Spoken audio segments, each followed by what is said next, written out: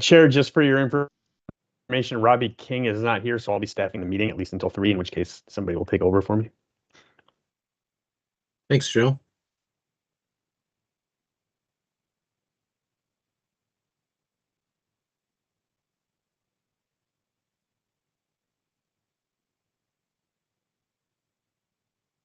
Joe, should we give it another minute, or do we have a quorum in? As much as I always enjoy counting quorums on this, yeah, I think we're set. Okay. So I'll call the December 18th meeting of the Funding and Programming Committee to order. And the first items are approval of the agenda, shown up on the screen and on the website, and approval of the Funding and Programming Committee minutes. And thanks to Katie White for chairing the meeting in November.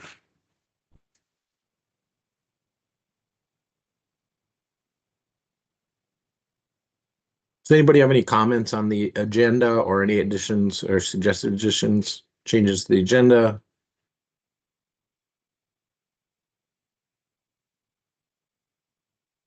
Hearing none, Chair, I'd say the agenda is approved without any other actions. And next, the review of the minutes of the November 20th Funding and Programming Committee. Any comments? Katie White moves approval. Thank you. Is there a second? Dahlheimer second. Thank you. Any comments, edits requested? Maybe, Chair, this is OJ. I had a quick question. Go ahead. This is a long agenda, and I know we have a 2-hour window. Is the intention that if this meeting, say we can't get through all 10 items, are we going to go beyond the 3 o'clock, or are we going to go until the agenda's done, or are we going to cut off at 3 and continue it the next month? Just for a clarification. Jerry, I think, I think we can't hold people past that 3 o'clock meeting time. Should we have a quorum and should we have more action that's needed to be taken, I would suggest that we would continue, but if there's a preference by the committee to end at 3 o'clock, then I guess that's what we'll do. Okay, thanks.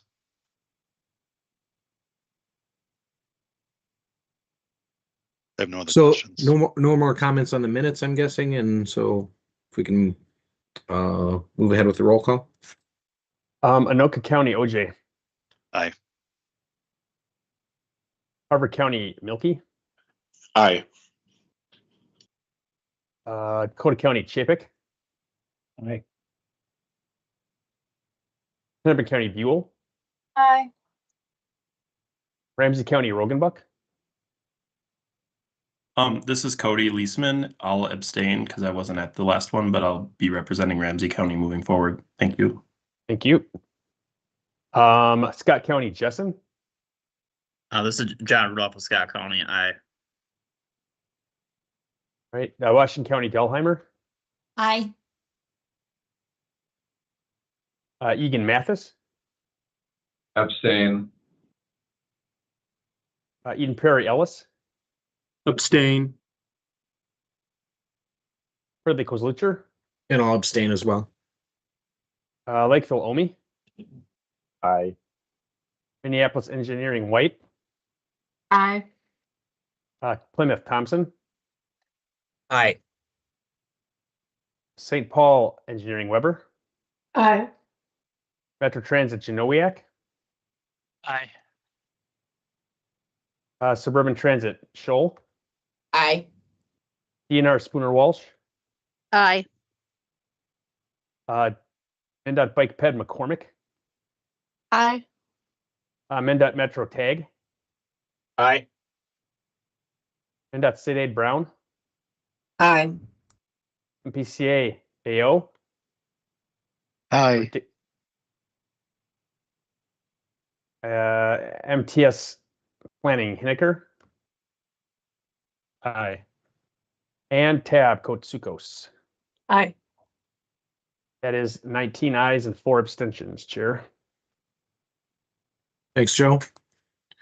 And we'll go on to the, I guess, the first item on the agenda, which is, let me see here.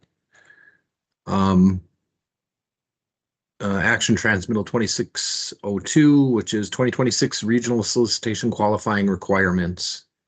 Chair, you skipped a couple things. So sorry. I also didn't have my screen shared like I thought. Sorry about that. So I was highlighting an item nobody could see. So we have the public comment, Chair, which we did not hear any requests for. And then we would have the tab report. Thank you, Joe. Let's go ahead with the tab report. Thank you, Chair. TAB met yesterday afternoon. For the Chair's report, Hovland reported that the Regional Solicitation Policymaker Work Group met before the TAB meeting. There was conversation about some of the issues that we're going to be seeing in January. That's a TAB anyway. One discussion was on community considerations and the percentage that should be allocated to community considerations as part of the process. Another issue was whether the regional trail should be equal to the regional bike transportation network trail. Discussion on year-round maintenance on trails, and there was also discussion on whether to recommend increase in funding for rideshare projects. And Hovland recognized outgoing TAB members Katie Cashman, Carl Crimmins, Amity Foster, and Chris Vaughn. For the MnDOT report, Connie Siebjum reported on the safety updates for all traffic fatalities in Minnesota. As of the TAB meeting, there have been 362 fatalities statewide, and last year at this time it was 461. Each month in 2025, there have been less traffic fatalities than the previous year. For 2025, the metro area has about 40% of all statewide traffic fatalities, but more than 2/3 statewide pedestrian traffic fatalities. There were 41 pedestrian, 57 motorcycle, and 15 bicycle fatalities. For the MPCA, Frank Kolash reported on a Berlin company partnering with Minneapolis on charging e-moto, e-bicycles, and e-scooters. The primary item they will be identifying is the ability for centralized charging networks. Also, the federal government under the Department of Transportation, National Highway Safety Administration proposed to weaken the fuel economy standards for the country. And MPCA is working with colleagues at the Department of Transportation for a comment letter opposing the repeal of the fuel economy standards. And they're also tracking the EPA's action that they will finalize the repeal of vehicle greenhouse gas emission standards for motor vehicles. And then on the EV charging side, MnDOT received certification from Federal Highways on their alternative vehicle corridors. I-35 and I-94 are considered fully built out for EV charging, which now allows MnDOT to begin spending some of their federal funding for EV charging in other places based on the needs assessment they have developed. The Metropolitan Airports Commission report, Bridget Reef reported that MAC is preparing for upcoming travel season. The Airport Foundation has many performances going on throughout the holidays. Last week, MAC and Delta held a joint press conference to celebrate the completion of the concourse and gate modernization project. This was a $240 million upgrade to most of the concourses in Terminal 1. And then in response to a question about ICE activities around the airport, Reef responded that MAC is aware of a few incidents of immigration enforcement activity by federal agencies in public areas at MSP Airport. MAC's #1 priority is the safety of all members of the airport committee, including travelers and thousands dedicated employees. And they will continue our monitoring, and if there's any issues, to call 911 if you feel unsafe. For the Metropolitan Council, Deb Barber reported an update on the TPP and Aviation System Plan and the public comment period and adoption. Public comments will be considered at the January 12th Transportation Committee meeting. The E-Line was launched on December 6th, which replaced the Route 6 going from Minneapolis to Edina. And the Metro Transit Police Department had a record hiring year in 2025. There was a request made to have the council report on the 2024 legislature direction that the council adopt or conduct a study of extending the Greenway from Minneapolis into Ramsey County to St. Paul. And the study is almost done and will be released in the spring. And Tab would like a presentation on the findings. For the Suburban Transit Association, Gary Hansen reported on suburban transit ridership. One note is based on Carver County Mobility Study, Southwest is expanding service to meet ridership needs in Waconia. Then for business items, Tab approved 2 streamlined tip amendments. One was for the St. Paul Safe Streets for All. The other was for project adjustments. They also approved the review of the Metropolitan Airports Commission Capital Improvement Program. They adopted the roadway safety performance targets that were approved by TAC last month or a couple weeks ago.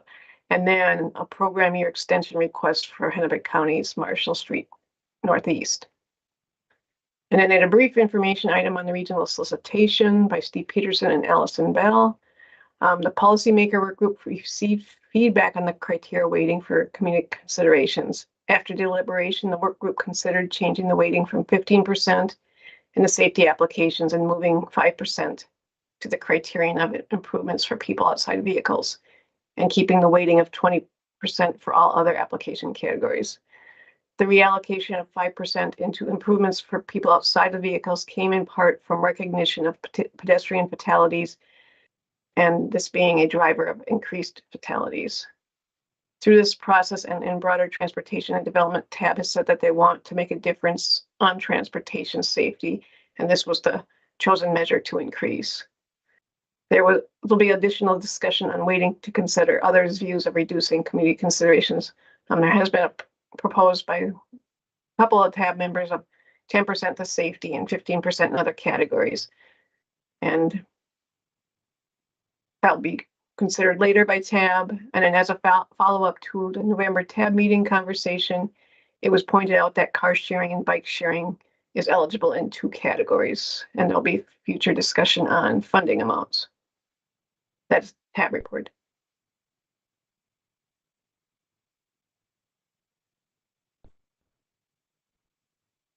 Okay.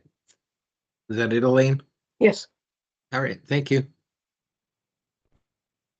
I guess now we'll go on to our business section, and sorry for being a little overly aggressive. Item 2602, which is the 2026 regional solicitation qualifying requirements.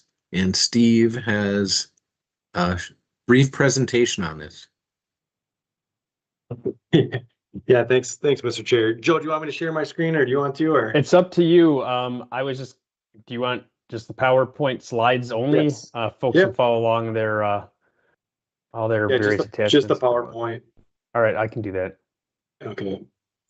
So just to explain, we do have 10 action items before you today. Many of them are repetitive or will be quicker in nature.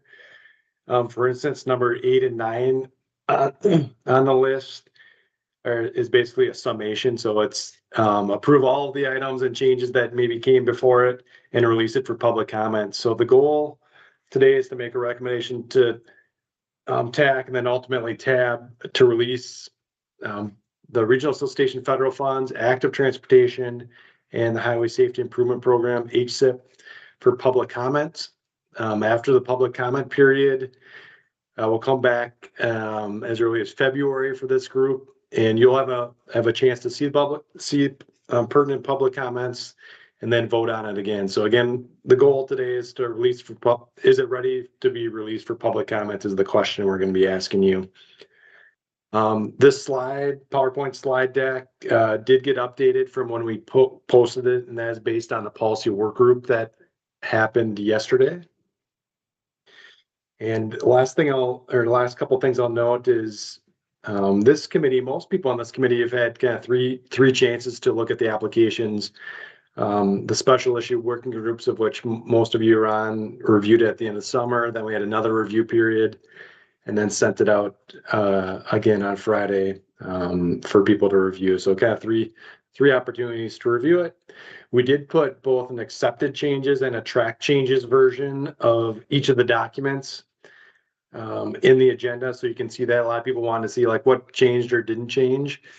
And for the most part, things that did not change, sometimes it was a consistency thing where we had to keep the measure the same across applications as part of our software package, the new software package. But a lot of the other changes, you'll see a lot of the things that were recommended were accepted and made, and were good edits. So let's dig in. The PowerPoint just runs us through each of the action items. So next slide here, Joe. This first one is very specific to the qualifying requirements for the federal funds, the regional solicitation. So it's a shorter document. There's one item that we want to bring to your attention out of that list. And if you go to the next slide. One more, Joe. Yep, thanks. Really? No, back one.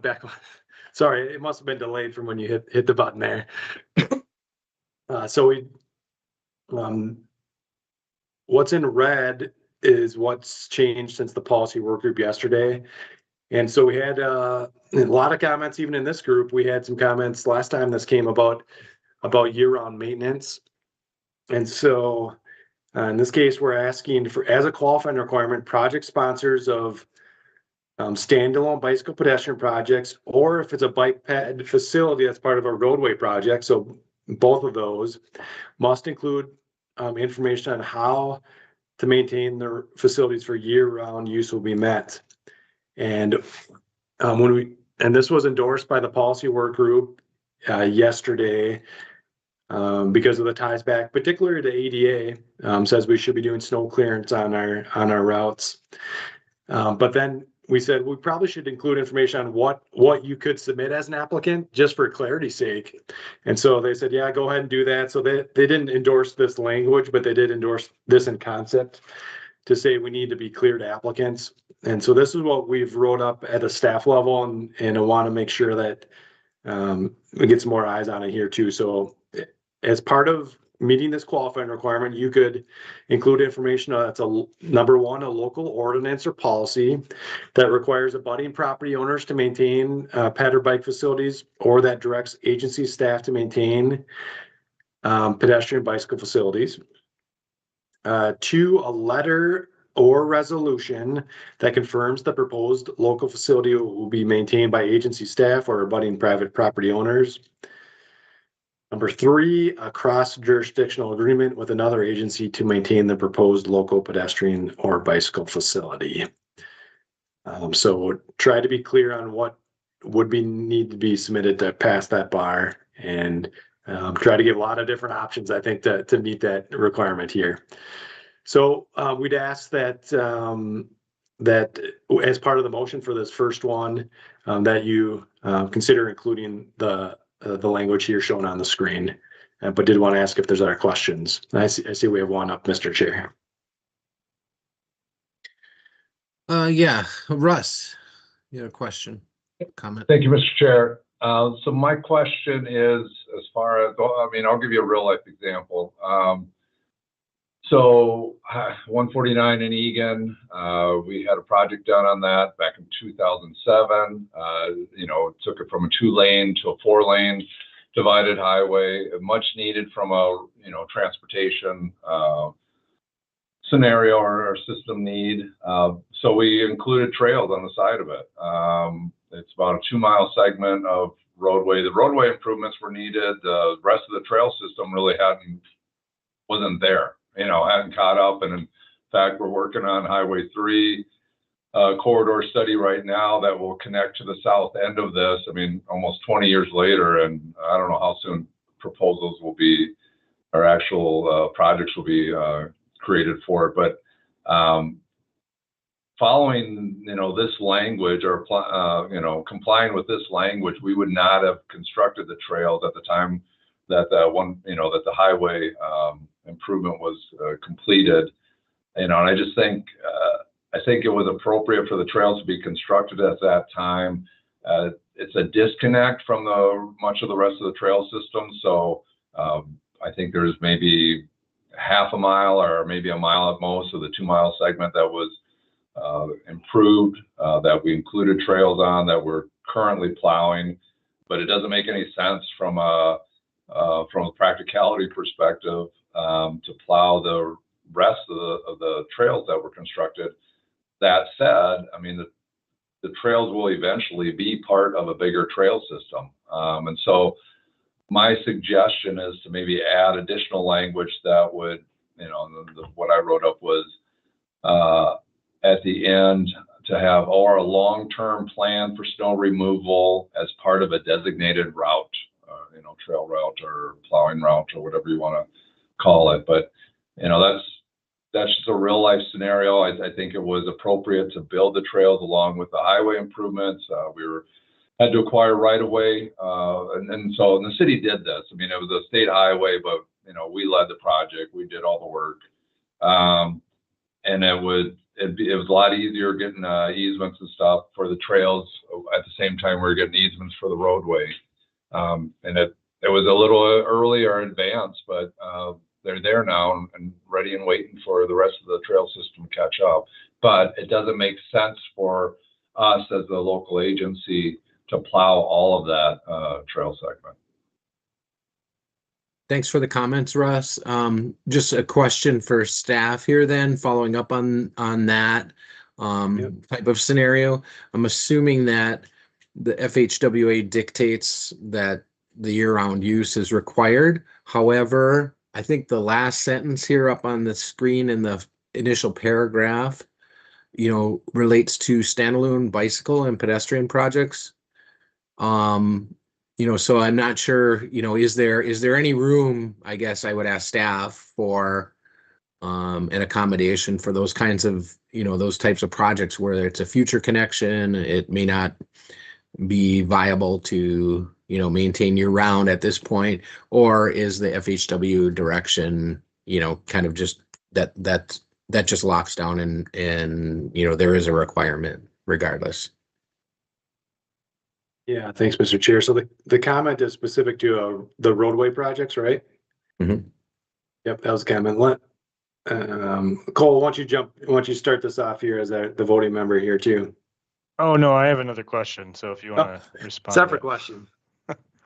Yeah, you bring up a good point. So you've got an isolated now segment of trail, and is it reasonable to be able to get to that? I mean, in theory, we should be doing that based on ADA, but you're bringing up a practical, maybe technical matter that should be probably sent along as a comment here. And Russ, were you proposing was that a fourth bullet point you were proposing, or was that just commentary? I didn't gather that, but. As I was looking at the language, and I could send the language to you, Steve, but it would just be an addition to. So I was looking at under regional solicitation, federal funds qualifying requirements, number 6, where it talks out under all projects, the owner and operator of facility must operate. At the end of that complete paragraph, adding on or a long-term plan for snow removal as part of a designated trail or plowing route. Does that make sense? Yeah, I see. Okay, you're looking at the memo. I was editing the attachment with the accepted changes. Okay. Yeah, so item 6. Yeah. So just add it to the end of the paragraph. Yeah, and so we've tweaked that paragraph since the based on the policy work group slightly to add the examples, but you're saying kind of a long-term plan. Can you maybe just put that in the chat? Sure. Yep. I'll do that. And then we'll. Steve, if you can bring back the PowerPoint up. Sorry, Mr. Chair, if I could ask my question was actually for Russ. Good call. Or Joe. I'm wondering in that instance if the ultimate plan is to have to satisfy number 3, like the ultimate plan is to have a cross-jurisdictional agreement with the agency, and if one option we could have is that a letter from the agency that you're working with saying we recognize there's a long-term plan agreement between these two groups to maintain this.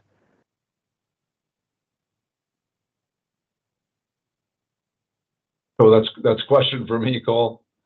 Yeah, because I mean, like, is the reason that you don't have it wouldn't fall under your existing ordinance or something because it's a facility owned by someone else and you have to establish that long-term agreement before you're willing to do it?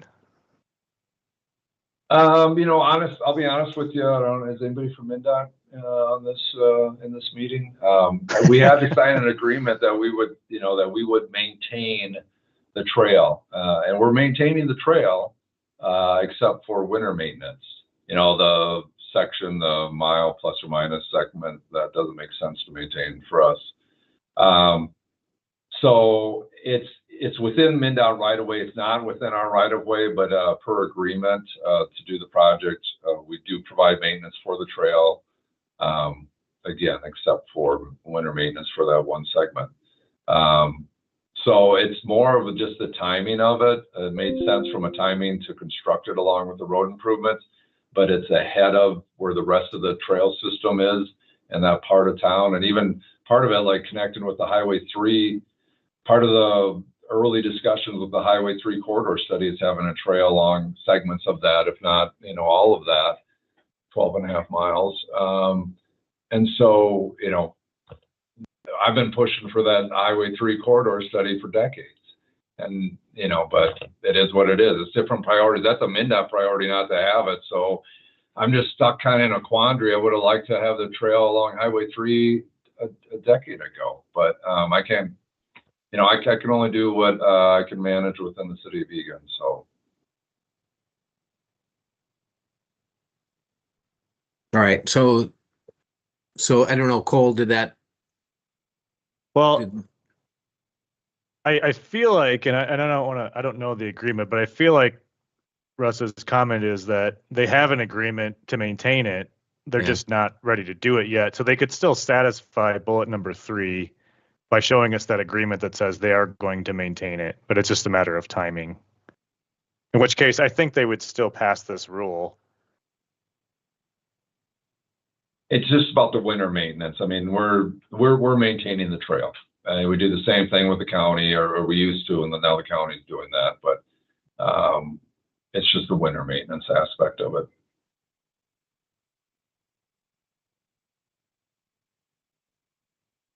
Other comments? I see somebody. Let's see. Cody. Yes, thank you. Cody Leisman, Ramsey County, and I'm new here. This is my first meeting with the F&P group. So thank you for everything. And I'll try not to ask too many questions, but I am curious for the purpose of what you're asking this committee to do today. Is this just, are you looking for kind of a straight black and white rulemaking, either you pass, fail this, or is there any room to potentially enter into a discussion of this being maybe a scored criteria instead, where it's the quality of the response? So maybe if somebody does demonstrate all these things, they can get, a 10 out of 10 or whatever. I'm making that up. But then if somebody maybe has a plan, but it's a little lofty, but they're trying, they could at least get partial credit. So I'm just trying to understand for context what ultimately what room we have for this discussion. Thank you. Sure, Cody. I'll try to respond to that and ask staff to follow up if I missed the mark. But I think one of the things that we're trying to do here with the applications is enable us to differentiate between projects and differentiate by scoring. And if these have been in the past, I believe the winter maintenance had been a scoring criteria. I could be wrong about that, but at least it was discussed as one on several occasions. And basically, because it's a mandate to provide some type of maintenance and or agreement that everybody's going to score those same points, and or the project is not meeting the federal requirement. So I think that's kind of where it runs down to a qualifying criteria, and it doesn't help us with differentiating from project to project. And I see Elaine's got her hand up, so I'll let Elaine this would be it's qualifying. So if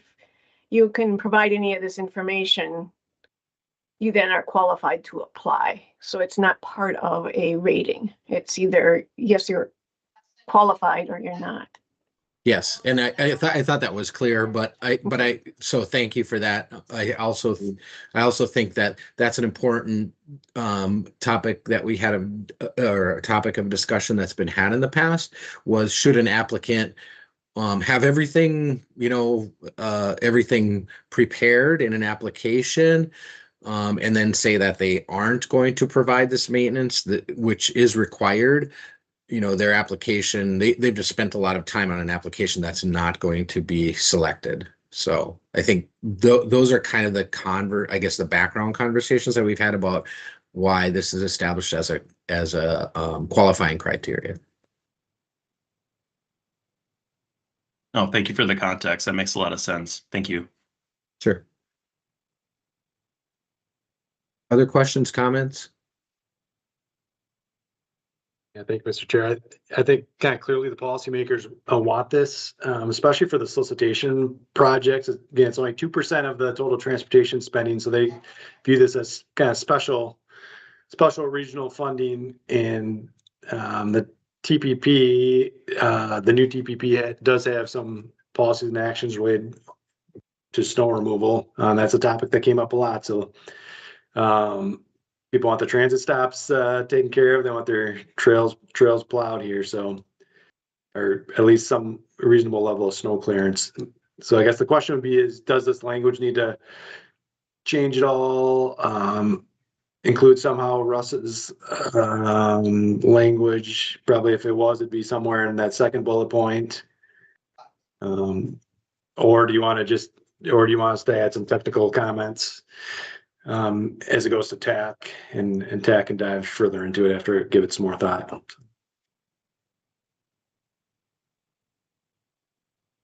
Might I suggest or entertain, a motion as it stands with the supplemental information that's included on the slide at this point, and maybe in the narrative for TAC we can describe or elaborate on what Russ had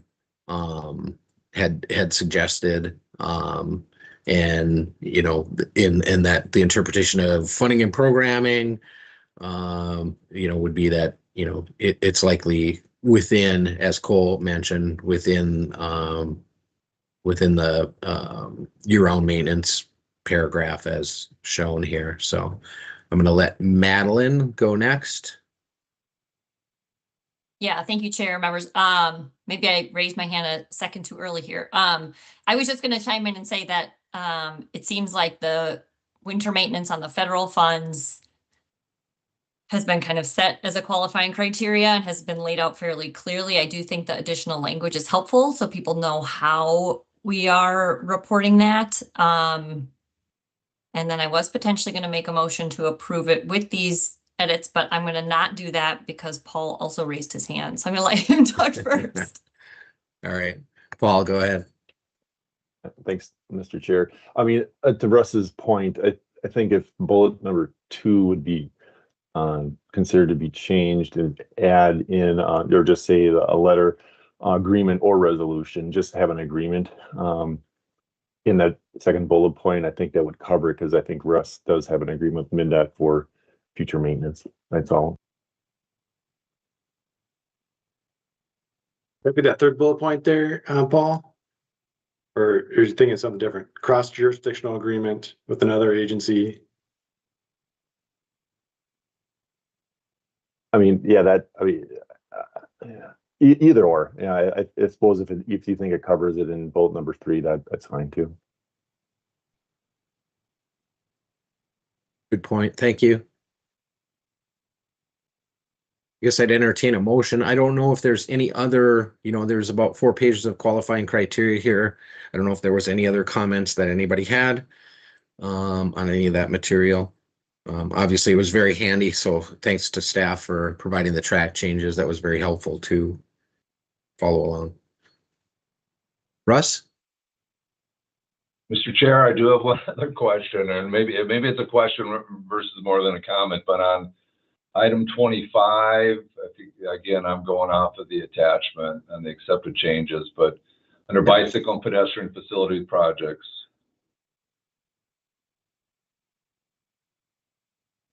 I couldn't find a spot in town, in Egan, and I'm curious as to anyone else in the city. Do you have any bike facilities or local pedestrian facilities that are not within the right of way? Because this says projects must exclude right of way costs. So help me out. Does that mean that it's like right of way acquisition costs? Or is it anything, any work, any improvements, any of the studies that are done for work or improvements within the right of way? It's a good question, Russ. I think that the way I read that is it's exactly what you said, right of way acquisition costs. Okay. But I'll let Steve, he's got his hand up, so I'll let him respond. Thanks, Mr. Chair and members. Yeah, it's meant to be right away acquisition costs. Yeah. Okay. You'd I have don't to know, cover that on maybe, your own. Sorry. gotcha. So can that be clarified, or maybe I'm just slow, but right away, adding acquisition would have seemed to clear up the matter for me pretty quickly. I think that could be part of a motion to clarify that language. Yes. Yeah. Thank you. Good. Thanks, Russ. Any other comments? Entertain a motion. Either, suggest considering slight modification to the recommended motion that's in the packet.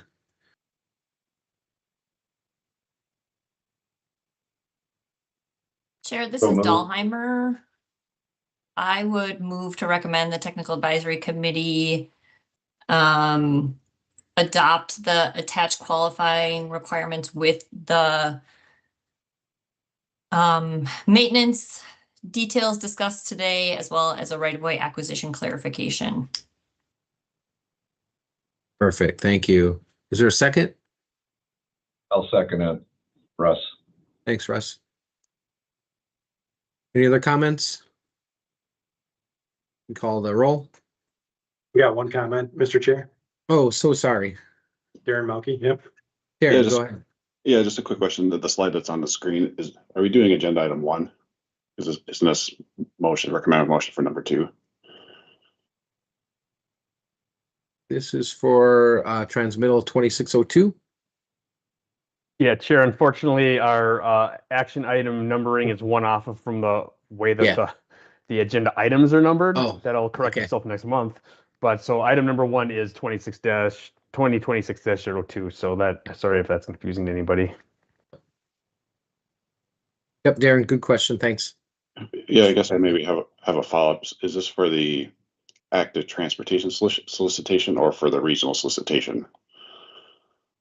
It is for the regional solicitation. Yep. The next action item will be just for active transportation. Chair, I think Darren is referring, there's a typo, I think, on the slide. So my motion was for the regional solicitation qualifying requirements. And looks like your numbers match on the slide, but the text says active transportation. Yeah. Thank you. Okay.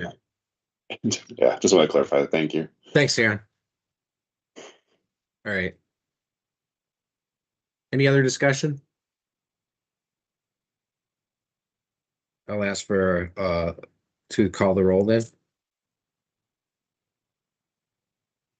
All right. I was trying to work on a motion, but Chair, was there a motion in second? Maddie moved. Was there a second? Maddie and Russ was second. All right.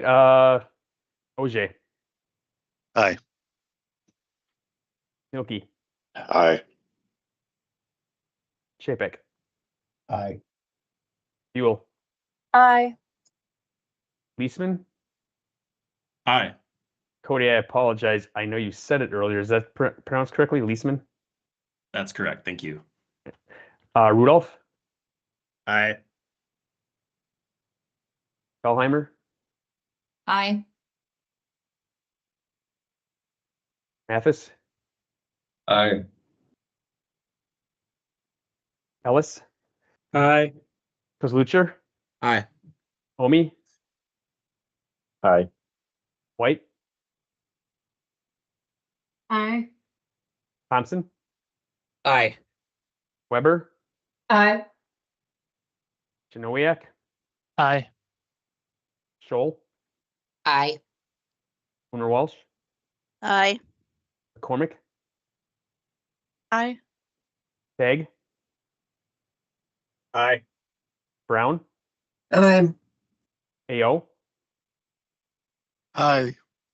Hiniker, Aye. and Kotsukos. Aye.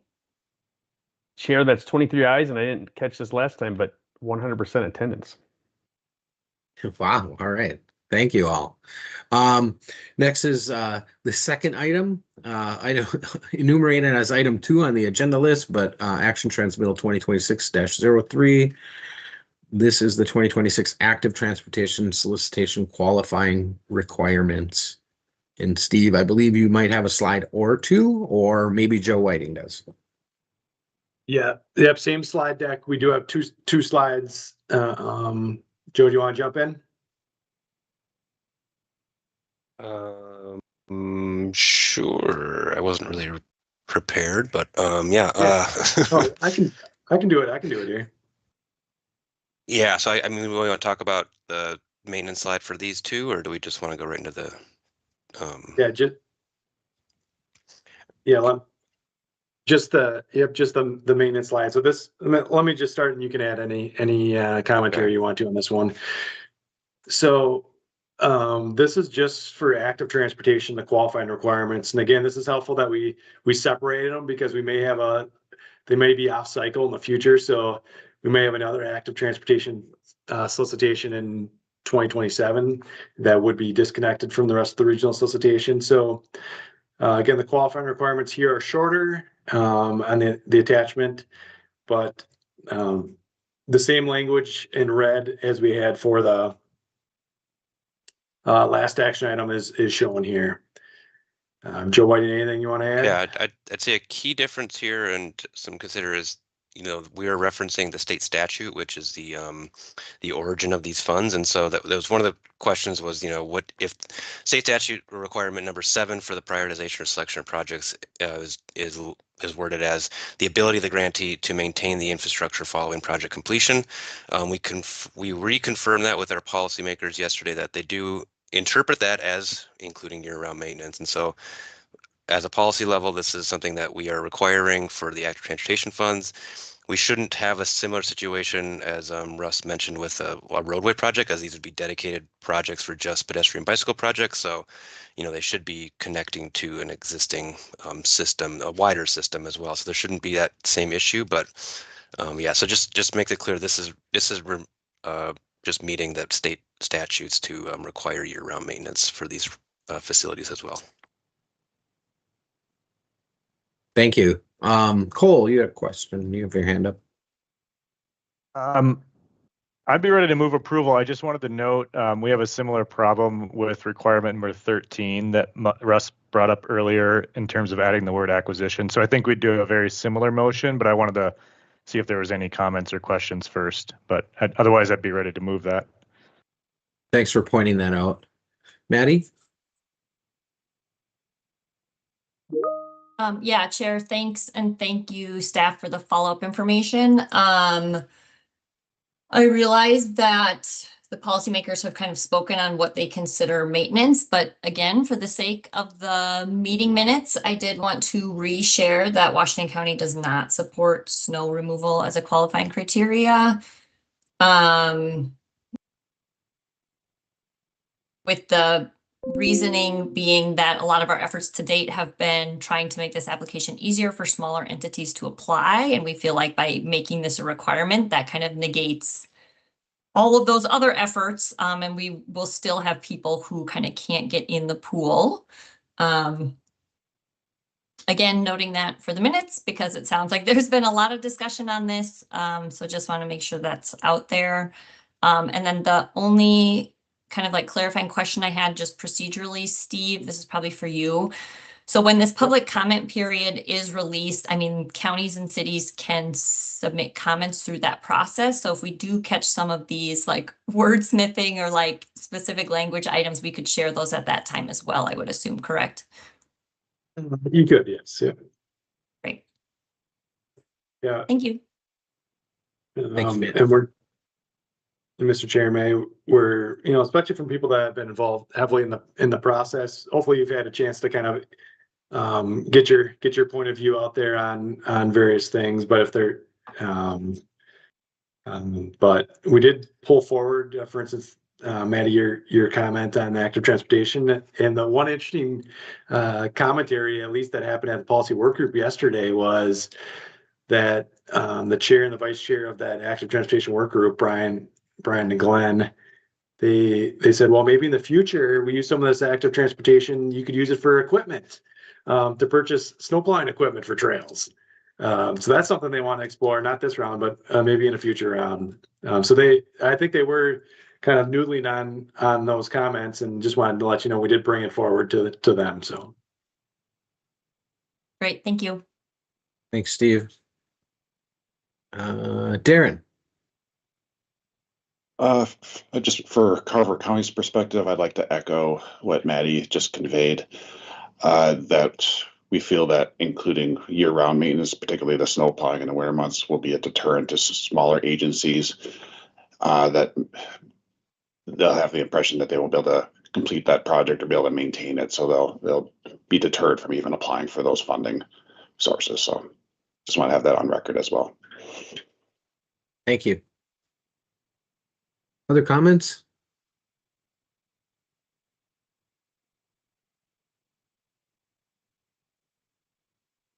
All right, seeing none, I'd entertain a motion if there's support for these qualifying criteria. Certainly consider with amendment. And again, I think the amendments that have been discussed so far to this item would be the clarifying of winter maintenance demonstration, and then the language regarding right-of-way acquisition costs. Cole. Sure, I would move the recommended motion with the clarifying language on winter maintenance and right-of-way acquisition under requirement number 13. Thank you. Is there a second? Second, Mathis. Thanks, Russ. More discussion?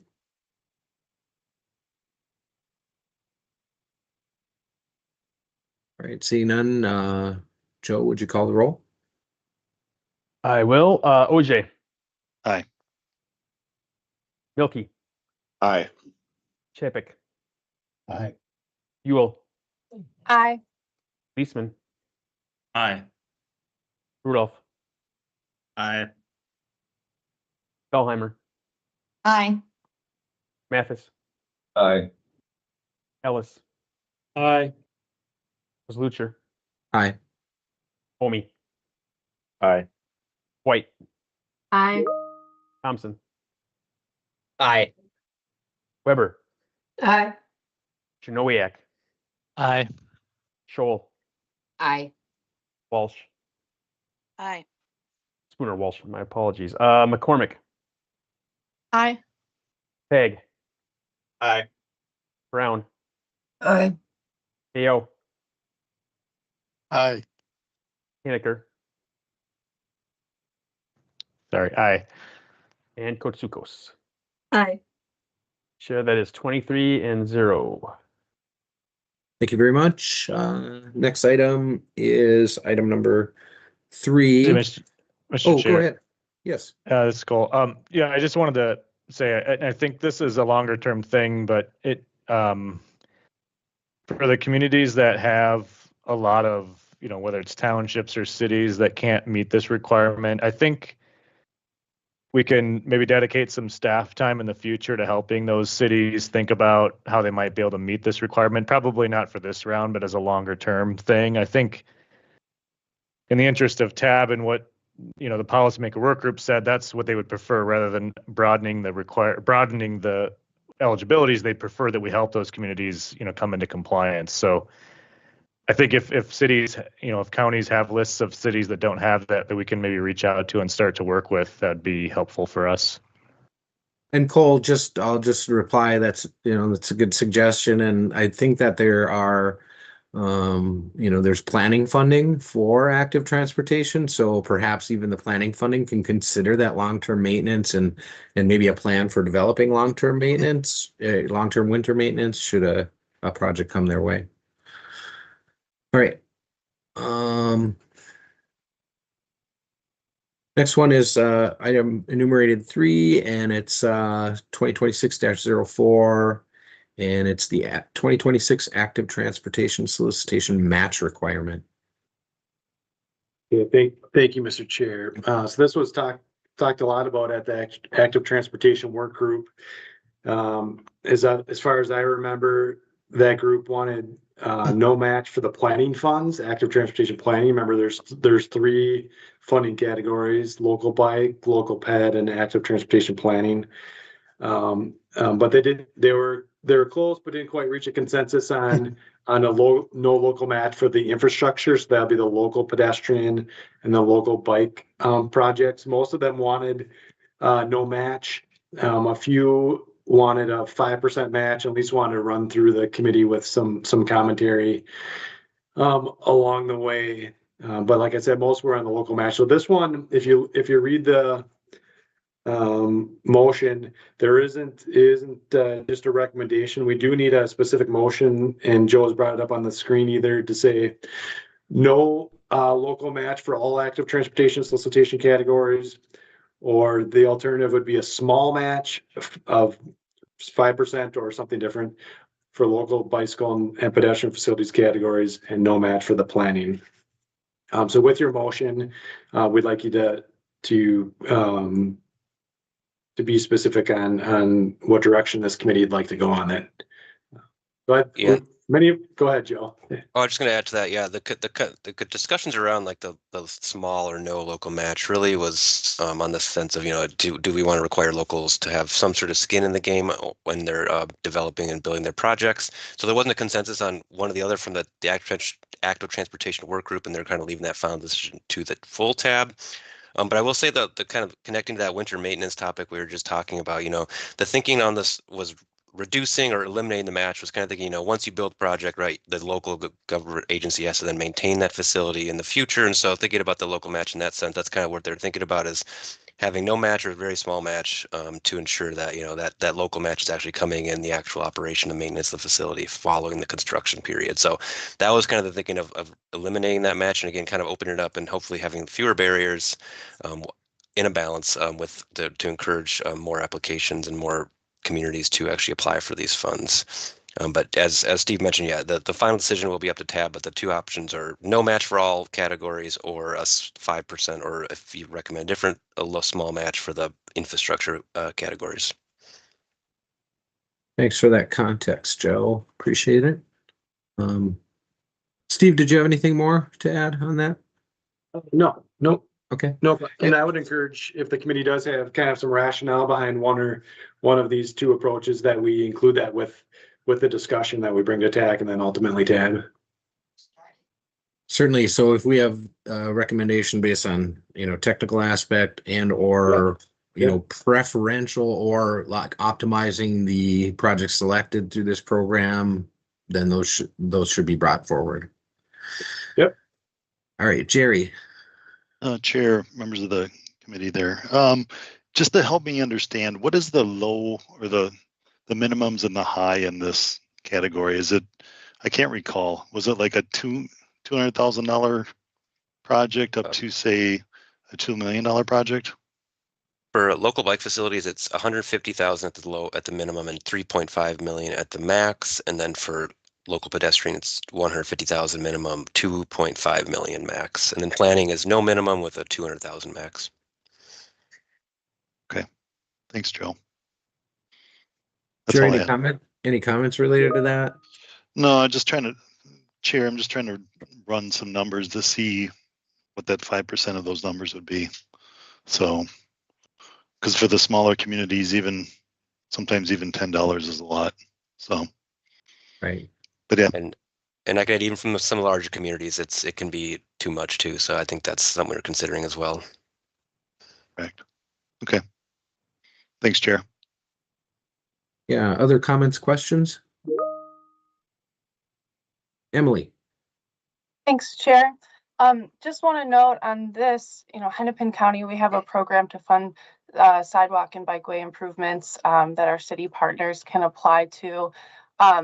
And we do have a match. We find it helpful to have some buy-in in the process. And just want to add that we have had a number of small cities apply and be eligible and successful in getting funding and building those projects as part of our program. Thank you. Thanks, Emily. Appreciate that comment. Russ? Yeah, thank you, Mr. Chair. Committee members, I guess, I'm kind of a skin in the game kind of guy. From my perspective, I feel for the small communities that, don't have the $10 to do it, but I also worry about using tax dollars to, build infrastructure that won't be maintained in the long term. There may be a commitment made that maintenance will be done, but if there's not good asset management, long-term plans, and just the ability for folks to take care of things, I think if they have to pay a portion of the cost for the actual construction, hopefully that's, there's some thoughtfulness behind that and some long-term planning. And I get that some folks don't have the staffing and the finances to do that long-term planning. Well, it may sound harsh or not, but maybe those improvements shouldn't be, money shouldn't be spent for improvements in those communities then. Okay, thanks, Russ. So kind of interesting point. So others? I guess I just follow up with that point, and I don't necessarily disagree with that. Yes, we want the affiliates to be maintained long term, but one of the qualifying requirements for this is to have some sort. These projects must come from a plan or programming document. So hopefully, these plans wouldn't just be someone throwing something at a dartboard and just picking a project. But yeah, I understand that concern as well. Thanks, Joe. Other comments, questions? Darren? Yeah, thank you. Real quick question. I just couldn't find it easily, but what is this funding eligible for? Besides, is it construction plus engineering planning costs, or is it strictly just the construction for a physical project and the planning for just a planning document type effort? For the two facility categories, the policymakers recommended to include eligibility for engineering, advanced engineering, and then preliminary design as well with those projects. So if you applied for, say, a trail project, the grant would then be able to cover your engineering and design of that project. And then on the planning side, it's specific to more system-wide planning. So if you applied for a planning project, it couldn't just be for a single corridor or a single project. It had to be for more of a system-wide plan. So that's kind of the distinction there. Okay, and right away would not be eligible cost? And yep, and they explicitly did not want to have right-of-way acquisition be eligible. So yep. All right, thank you for clarifying that. And Darren, I think the motion in either of those cases, includes, or presumes, is presumptive. The recommended motions are presumptive for no match for the planning in either case. So I think, it's been narrowed down. I guess the committee's recommendation is at least narrow it down to no match for planning and either no match for the facilities or a small 5% match. Any other comments? Does anybody have a motion that they'd like to make related to this? Yes, you specify should you wish to do so.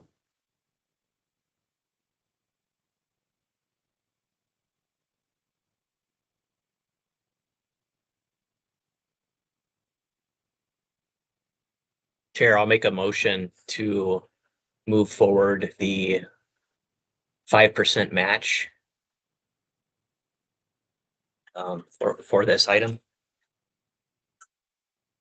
So Michael's making a motion that the 5% match for local bicycle and local pedestrian facilities improvement categories and no match for planning. As I understand it. Okay. Yeah, there a second? correct. Is Yeah, there a Mr. second for Chair, that? this is Paul. Paul? This is Paul Olney. I'll second that. All right. Any more discussion on this? If not, Joe, could you call the roll? Will do. OJ. Nay. OJ, can you repeat that? Sorry, nay. Milky. Nay. Chapek. Aye. Buell. Aye. Leisman. Aye. Rudolph. Aye. Dahlheimer. Aye. Mathis. Aye. Ellis. Aye. Was Lucher. Aye. Omi. Aye. White. Aye. Thompson. Aye. Weber. Aye. Janowiak. Aye. Scholl. Aye. Spooner Walsh. Aye. McCormick. Aye. Tag. Aye. Brown. Aye. AO. Aye. Henniker.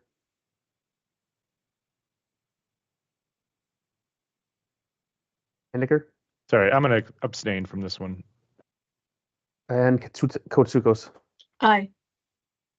Chair, that's 20 ayes, 2 nays, and an abstention.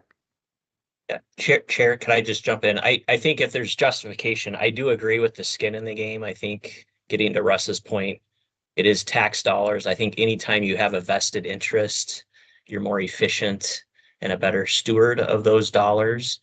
And 5% is pretty low. So this is one of the programs where that's probably the lowest match you're going to see.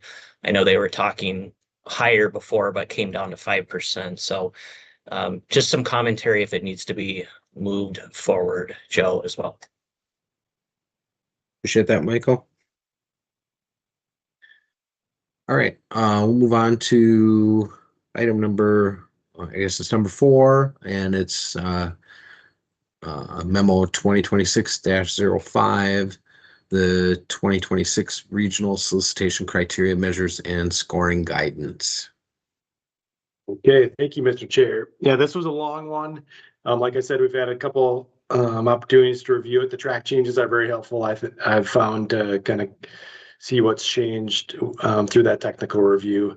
You will notice if you open up the attachments, the one thing we did remove from this one, this is all of the scoring criteria, measures, and scoring guidance for this one is the regional solicitation, but we did remove all of the points from that first page. So that's a separate action item, the weighting of the scoring. And so this is just how we're measuring things, the scoring guidance, how it will be scored, et cetera, is this. And it is for all the federal, this is for all the federal funding through the regional solicitation, those application categories. Thank you, Mr. Chair. All right. And Steve, do you have can you pull up if you have a reference motion, or maybe you had it up?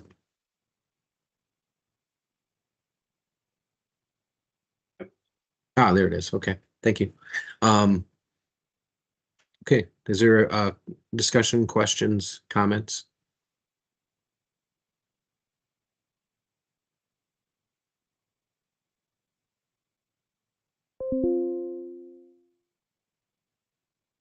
If none, I entertain a motion to recommend the adoption of the attached criteria, measures, and scoring guidance.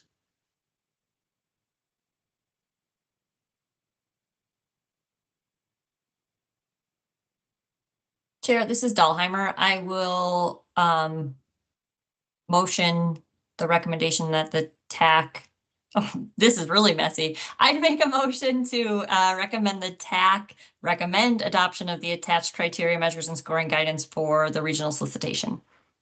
Thank you. Is there a second? This is Emily. I'll second. Thanks, Emily. Is there any discussion on this?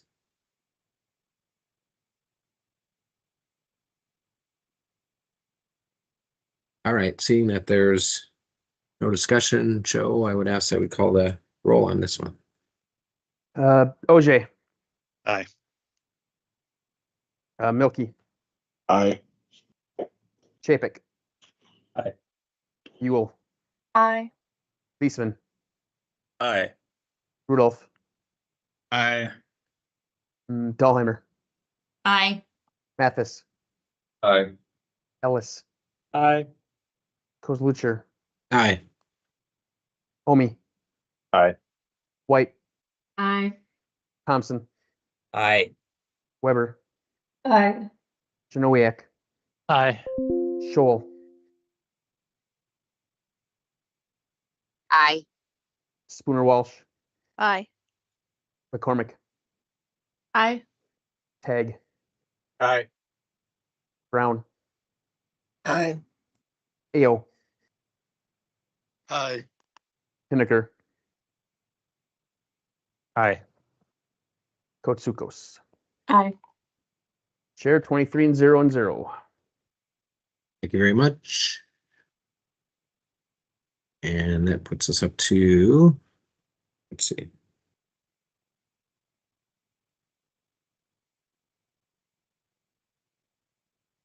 We're up to item 5.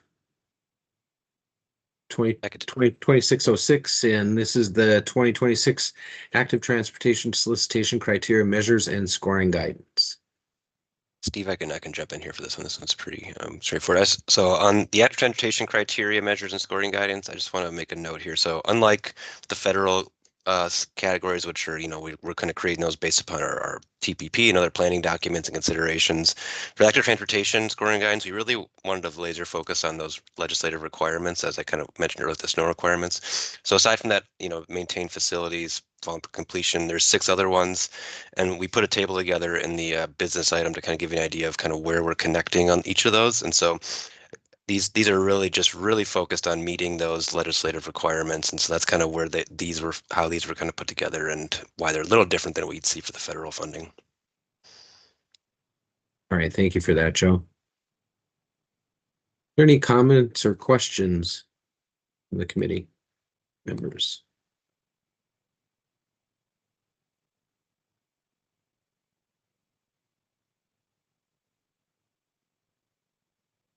Okay, see no questions, discussion. I guess I'd entertain a motion to recommend adoption of the attached criteria, measures, and scoring guidance as presented. This is Katie White, so moved. Thanks, Katie.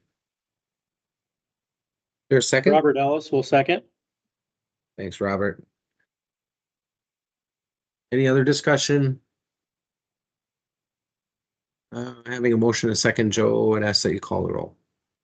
Will do. OJ, Aye. Milky, Aye. Chapik, You go ahead. Aye. Ewell, Aye. Leesman, Aye. Rudolph, Aye. Dahlheimer, Aye. Mathis, Aye. Ellis, Aye.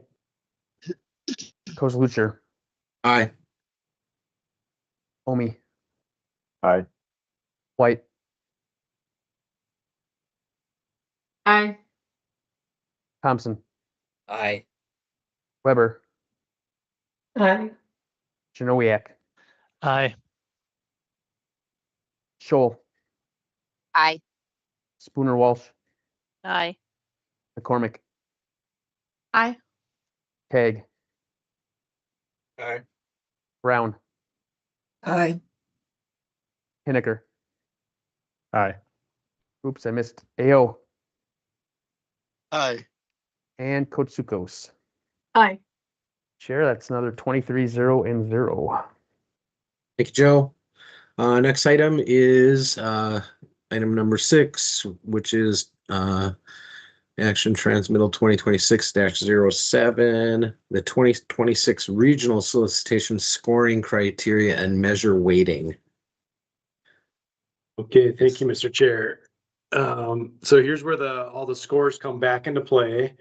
And you may remember from the special issue work groups, really the priorities here and how the scores distributed came out of those special issue working groups here. We have sent it through other various committees, but really the genesis of that was back at those special issue working groups and how they prioritized the different concepts and measures. One topic, Joe, if you could swing back to the PowerPoint in a second, that's received a lot of attention is the weighting on community considerations. So that was one of the main things during the technical comment periods that we heard. Most of those comments were directed at the safety category.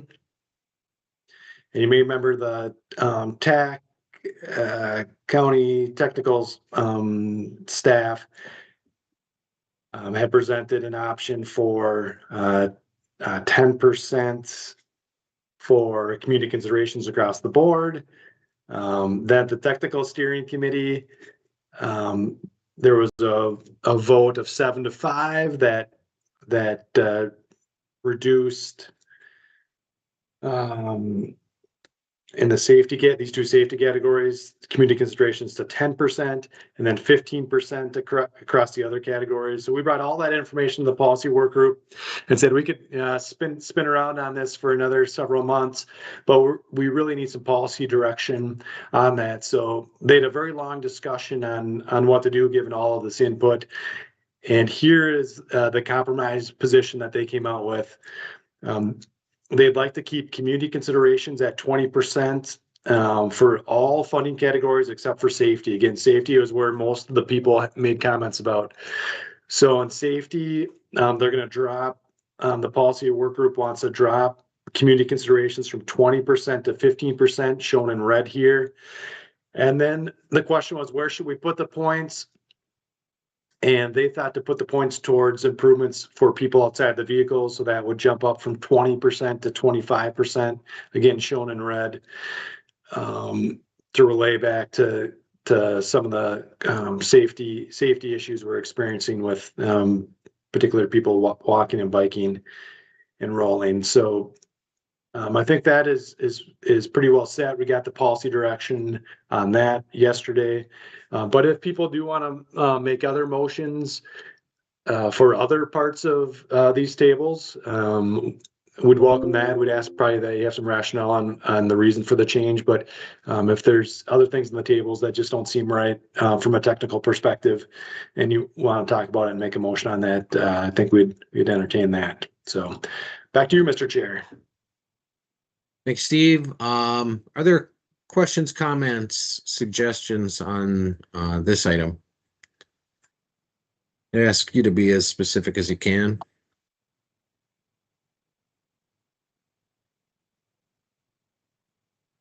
Darren. It's not a question. I just like to share some thoughts from Carver County on the community considerations weighting. We feel that the role of the funding and programming committee is to provide a technically sound, defensible position to TAC and I guess essentially TAB as well. Policymakers may choose to ultimately depart or modify what we recommend to them. I think our role is here to focus on scoring integrity, clarity, and alignment of the policy or stated purpose of each funding category. We do know the policy work group did talk about what Steve just mentioned, the 15 and 20%. I guess our issue isn't with the community considerations, it's just how much weight is being given to it. The technical advisory committee, or I guess the technical committee already had recommended the 10 and 15% or agreed upon that. I know it was kind of a split vote, but they've already invested a lot of time and effort into their recommendation. Carver County would fully support their work that they've done to date and propose the 10% for safety, the two safety categories, and 15% for the remainder of them. We just feel that the community considerations is going to be a writing contest and who can write the best narrative to back their project. it's going to be hard to independently fact check some of the narrative items. There's not going to be an opportunity to, I guess, appeal any scores that you're given either with those categories. So I guess that's just our stance. I'm just going to keep it short so we can let our people talk. But that's just our perspective on where we think we should propose as FNP, and TAC and TAB can choose to do ultimately something different if they so choose. Thank you. Thank you, Darren. Other comments? Response? Jerry. Thank you, Chair. I support Darren Milkey's comments there. I think we really need to look at the work group and their guidance as we move forward. So Anoka County supports the recommendations from Carver County as well. Thanks. Thanks, Jerry. Jacob? Yeah, thank you, Chair. I'll keep it short as well. Cook County staff support the motion proposed by Darren and supported by Jerry there with the reductions. Thank you. It's not a formal motion yet. The suggestion is there. Sorry, though. sorry. It's okay. I just want to trying to keep myself on track. Jonathan.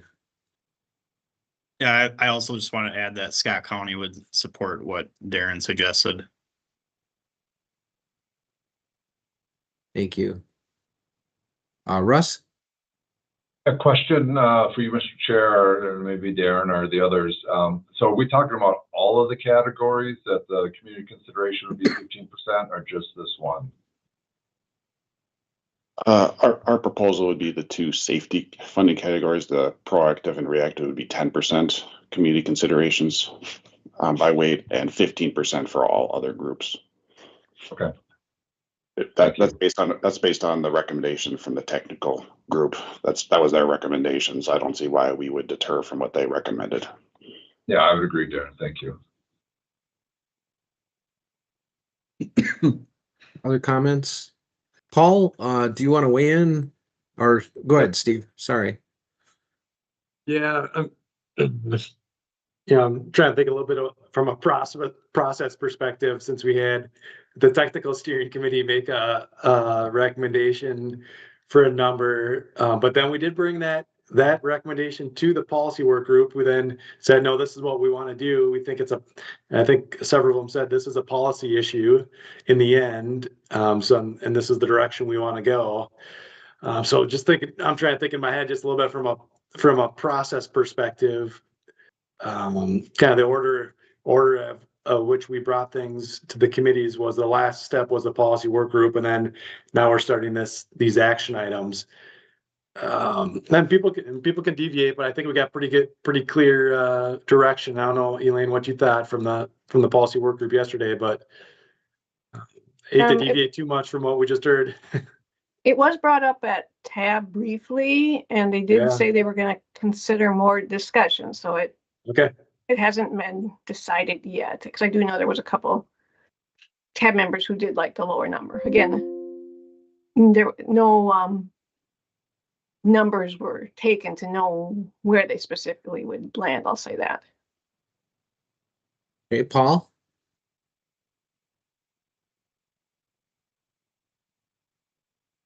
Yep, thanks, Jared. Yeah, I was at the policy meeting yesterday too, and there wasn't consensus on the moving it down to 15. I think a lot of other members did talk about considering the technical committee's recommendation. So there definitely was some support at that level for reducing the community consideration, especially in the safety category. So I think, I don't know, I agree with Darren that this is a technical recommendation only. I mean, we're not supposed to dive into policy per se. That's for the other groups. But I mean, from our talks and our analysis and all the work that we've done, we definitely we recommended the community consideration be lowered from 10% down to 10% for the safety categories and 15 for all the other ones. The only outlier one I think that the policymakers had talked about was, do we still want to reduce the community considerations for the transit section? Some of them I thought, still would like to leave that at 20%, but that's for them to talk about more. But I think a lot of work went into the technical committee's recommendation, and I do support Darren's recommendation to move that forward. Thank you. All right, thanks, Paul. Innocent?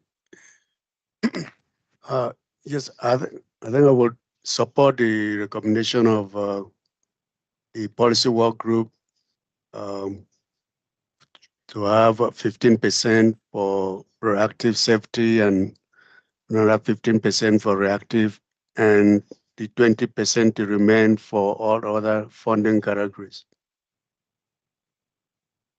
All right, thanks. That Cody? Yeah, hi, thank you. So I'm very new to this, and I mean, this is my first meeting, and it's clear that a lot of work has gone into this and a lot of thinking has gone into this. And so far, this has been a very rational conversation, and so I really appreciate that. Though I represent Ramsey County, and my plan had been to abstain. I think that's still sort of my base case, but it's hard for me to represent the county idly and hear that this may result in a lower consideration for safety and a lower consideration for community considerations. And I don't want anybody to cringe, because I'm expressing that I'm a little bit ignorant, and I'd like for someone from staff to give me like a super quick Cliff Notes version of, I guess, how this would affect urban counties and urban jurisdictions. It's great, Cody. You don't have to feel bad if you're, especially at your first meeting, you're catching on pretty quickly. So, Steve, I'll let you respond there. This one heck of a first meeting for you, Cody. Yeah. So, what's the geographic impact of these measures? I'd say previous versions of what was community considerations before it was equity was more based on demographics, at least the bonus points. We've gotten away from that in part because the federal direction has changed on that. And from our vantage point and listening to that special issue working group on what's community considerations, it does feel to me like any project across the metro could do very well in community considerations. Again, it was those special communities adjacent to the corridor were disabled or handicapped, youth, adults or older adults, I should say, indigenous populations, low income, and racial minorities. So those were the kind of the special groups along the corridor. And for instance, they did do some pilot testing on projects that were submitted, and some of the Minneapolis ones did quite poorly in that pilot scoring because they didn't assess the community need and talk about where the project came from. And so I think there's less so in the past. There's not going to be as much of a geographic bend, I think, to the scoring and how well people could do, even if you're from Ramsey versus Washington versus Dakota. I think that's going to be less of an issue for people to score well here. But Cole, do you have anything to add? Yeah, Cole, go ahead. The clarification that I wanted to add was that the technical steering committee took a hand vote and it was 7-5. It was not consensus, and that it was also not fully attended. I mean, there was a number of voices present. There were no transit providers there. So I just wanted to acknowledge that it was not a technical consensus, very similar to the policymaker group, but the policymaker group gave us pretty clear direction, maybe not the full tab. So I just think that's an important point. We're not talking about technical consensus from the technical steering committee either. Thank you. Any other comments? I would entertain a motion if there are no more comments or no more questions. Darren? Yeah, I don't know how you want to do this, but I would make a motion to adjust the community considerations to 10% for the safety categories and 15% for all other projects. I know that impacts how you want to move that 5% around, so maybe I'll leave it as a second thing. And Darren, yeah, that's a good point. So is staff okay with a follow-up motion? Should a vote on Darren's motion succeed? I guess I would recommend that we take one at a time here. Yeah, I think we would need to, what we've heard from the, yeah, where the points go is another question. So that's probably would be a second motion if the first one does pass. The one other thing that we did talk about at the policy work group yesterday, and again, that's made up of four Met council members. They're pretty strong in their support of the 20%, and they ultimately are Met Council is ultimately approving the application. And so this goes out for public comment, then goes back to F&P tab, and then the council finally approves it, and it gets released for the call for projects. So I'm not positive that the motion on the table was going to get through the full council as is, and that's maybe why the compromise occurred. But yeah, if you want to make them put that motion out there, Darren, I think that you can from a technical perspective. Just wanted to pass on that. I'm not positive that's going to make it all the way through. Yeah, Chair, if I can, Okay. just technicality. This is a technical recommendation from FNP to TAC and TAB. Thank you. Is there a second before we get into too much discussion? This is Emily Buell. I'll second. Okay. All right. So we got a motion and a second. Let's if there's is there a discussion or further discussion on the motion? Cody.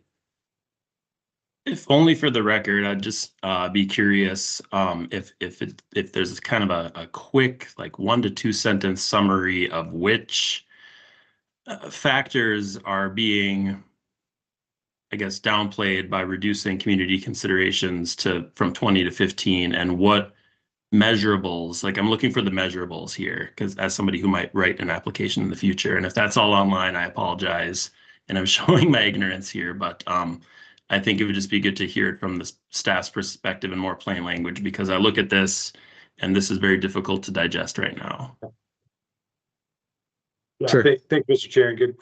Can I answer that, Mr. Chair? Yeah, go ahead. Yeah, thanks.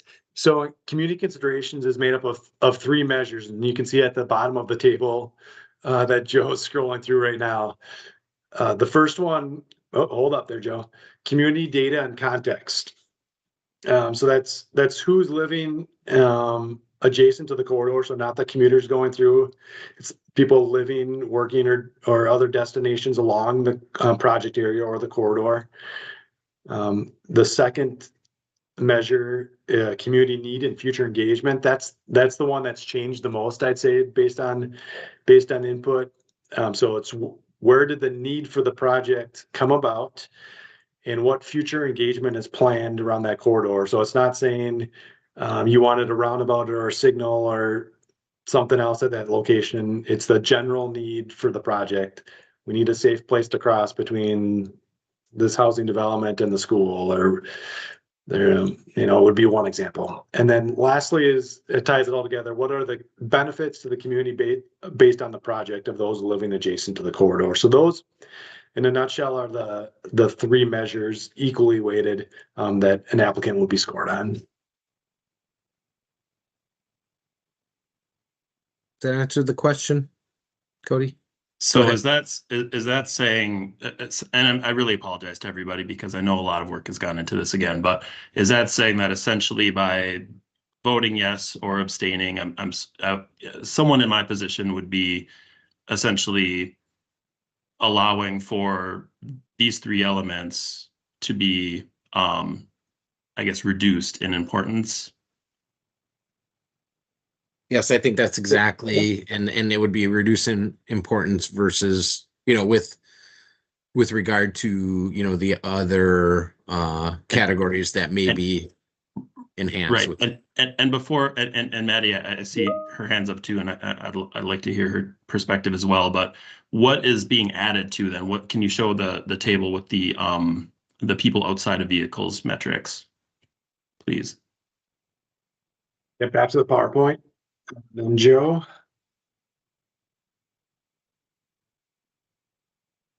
And so this is just for the columns are the application categories here. So this is proactive safety and reactive safety are the two columns on the right side.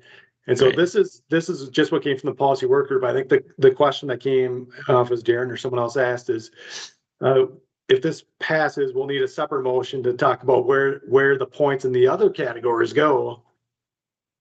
Because then you've got another, 10 or so categories that you'd have to say, okay, we'd like to put the points here or there, or.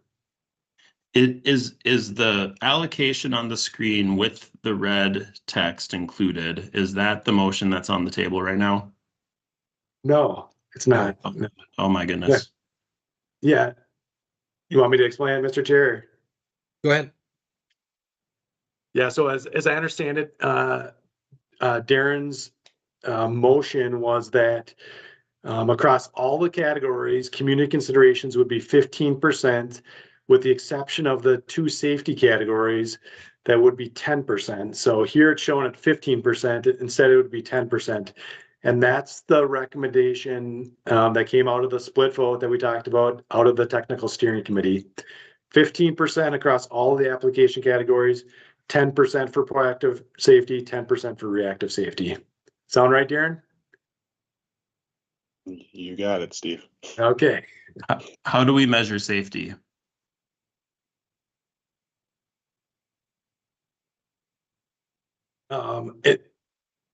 In this particular category, or? Yeah, just I guess is it like the previous crash history, or is it the crash risk? Again, I apologize. I don't want to make anybody's afternoon longer than it needs to be. I just really would appreciate understanding. Yeah, there's a few ways. There's two specific categories shown here. Safety is also embedded into most of the other categories in a different way, but I'd say if you look at connection to existing planning efforts, everything except for community considerations is a way to measure safety. Some of it's based on crash risk, some of it's based on past crash history and other factors. So we got one, two, we got several ways we're measuring safety, different parts of it. That's correct. Madeline. Ooh. Oh, sorry, a little delay there. Thank you, Chair. And members, I guess I just had a comment, maybe as an original comment, but also now evolved as a response to some of Cody's comments. But I just wanted to note that, it does feel like we're in like a little bit of an odd spot. I appreciate, Steve, that you kind of walked us through like how all of these different committees theoretically work together. And it just feels a little like an odd spot to have some policy direction, but maybe not like official policy direction. And then to Darren's earlier comments, like if our role is to provide like the technical perspective, I just want to recognize that it feels like a little bit of an odd spot. And to Cody, some of Cody's comments here that he brought up, I certainly don't think that anybody who's motioning to reduce the percentage on community considerations is implying that community considerations are not important. I think from past discussions, the concerns have more so come around in kind of the weight that category is getting compared to some of the other measures that we have on the screen, both maybe in just like how it's weighted generally, but also from a concern or like a desire to put more weight on those items where we do have quantitative measures. So I just wanted to note that. kind of for the group or like for posterity and like some maybe reasoning behind these or like additional context for really trying to focus in on some of those quantitative items, but certainly not saying that community considerations is not important. Thank you, Maddie. Cool. Yeah, I wanted to first correct something that Steve said and then add on a little bit to what Maddie said. Because part of the discussion yesterday at the policymaker work group was that safety is also a community consideration. And so I just didn't want people to walk away from this thinking like safety is not embedded in community considerations. All of the things that communities value are embedded in community considerations. And when you respond, you can still make the case for safety within that criteria. That was a pretty lengthy discussion yesterday. And I also want to just appreciate what Maddie said about this. This is kind of an awkward place. You know, I would vote no for the motion that was recommended, primarily because the policymakers have expressed frustration with technical staff, you know, going against what they've said they want to do, and they feel like is a pretty strong compromise between different positions. So I feel like we're going to confuse TAB by putting forward something that the policymakers didn't agree to. And so for that reason, I'm voting no, along with, you know, just the council supports 20% of community considerations, recognizing both the transportation policy plan direction and all the hard work of the special issue working group that's not represented in this group today. And I just acknowledge that that's maybe a blind spot of funding and programming is we are a technical working group and a technical committee, but we do not have perspectives that were there at the special issue working group related to equity.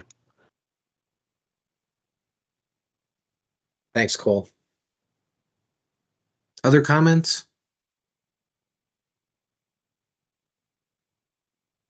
Jerry. Chair, in regards to the motion, if there's no more discussion, I'll second the motion. I think we have a Table. second. Am I right, Joe? I think we had a second from. Yes, Emily, we do. maybe? Yes. Yeah. Yes, we do, Chair. Thanks, Jerry. Okay. All right, thanks. Other discussion?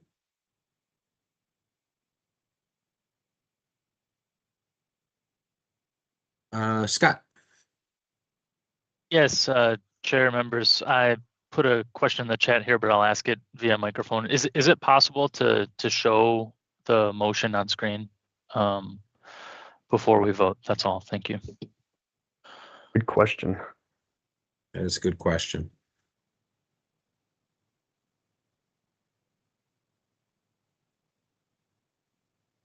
I would say, you know, kind of, sorry, Scott. I would say just give us a second here and maybe we can. Are you working on it or do you want me to try and? I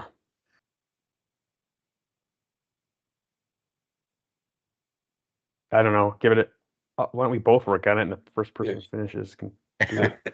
No, go ahead. Yeah, 10% for the two safety categories, 15% for the remaining, all the other categories, funding categories. What you see now is the original.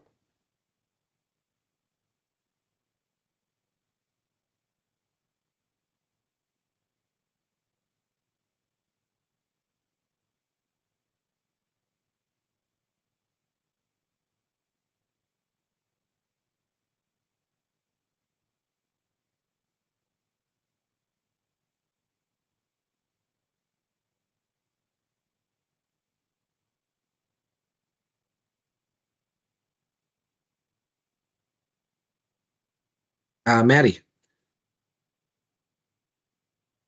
Yeah, hey, thanks, Chair. I, of course, I'm popping in without a fully formed comment or question, but just in being on the edge of my seat as far as how this vote is going to go, I guess I'm curious on the temperature in the room. Like, again, all of the conversation that we've had to date is about reducing community considerations has been very focused on the safety categories and the importance of reducing that measure in the safety categories. maybe I just put this out here now and we see how the vote goes, or we have discussion on it now, but I almost wonder if there's like a middle ground here, if those of us who would support a lower amount for the safety categories would, support the 10% for proactive and reactive, and then leave the 20% for the other application categories. Or if there are other like strong opinions as to reducing that community considerations percentage in the other application categories, I guess I would be curious to hear people's thoughts on those. Certainly, if anybody has a comment on those, welcome to make that now. Cody, your hand raised. Yeah, just real quick. So, because I don't want to have to guess on this, and I'd love for somebody else's professional take. When we talk about community considerations being important, and when we talk about that, it may not even matter as much whether it's urban or rural. There could be a far-flung community that really needs some kind of improvement like this for safety.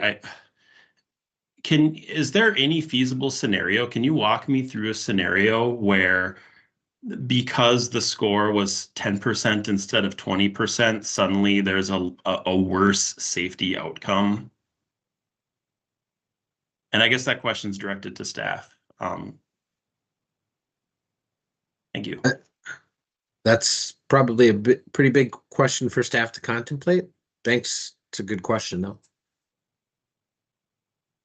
Chair, I would just call the vote. Cole?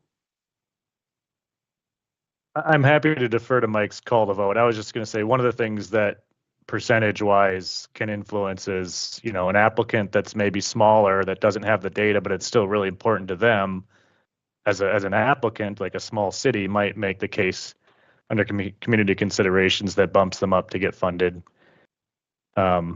Which, might not overall be the same, but it's a better outcome for that applicant. That's helpful. Thank you. All right. Any other comments? Questions? Okay. Joe, would you call the roll, please, on the motion? OJ. Aye. Hilke. Aye. Chapek. Aye. Ewell. Aye. Leisman. Abstain. Rudolph. Aye. Bellheimer. Aye. Mathis. Aye. Ellis. Aye. Lucher. Aye. Omi. Aye. White. No. Thompson. Aye. Weber. Aye. Janowiak. Nay or no? Scholl. Aye. Spooner Walsh. Aye. McCormick. Nay. Tag. Nay. Brown. Aye. I'm sorry, Colleen, I couldn't catch that. Aye. AO.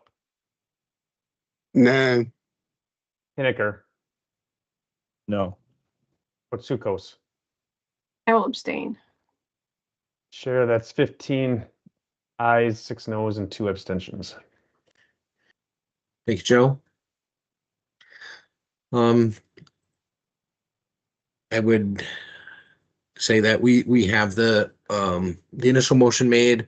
Wondering if there's a second motion to direct to provide any direction to staff for the other 5%, or the other, I should say the other points, I guess, basically 10% or 5%. Darren. Thank you, Chair. I guess for the safety categories, I guess we were leaning towards putting the extra 10% to more like the core role of the safety category, so reducing fatal or serious injury crashes. But I don't know if the technical committee is the one that came up with the original final proposed numbers here.